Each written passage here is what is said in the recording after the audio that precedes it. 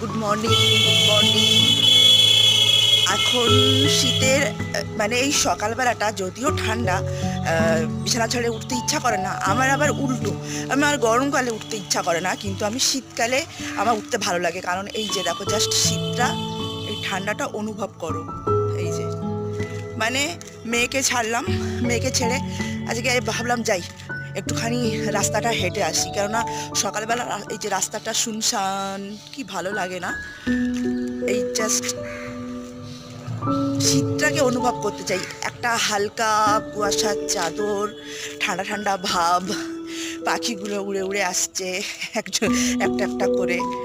খুব ভালো লাগে, মানে আমি এটাকে জাস্ট এনজয় করি। আর দু একজন বেরোচ্ছে রাস্তা দিয়ে দুধ নেওয়া, মানে নিতে যাওয়ার জন্য। আর এই যে মানে রোদটা উঠবে উঠবে করছে, রোদটা উঠবে উঠবে করছে, এখনো উঠছে না, এই জিনিসটা না দারুণ।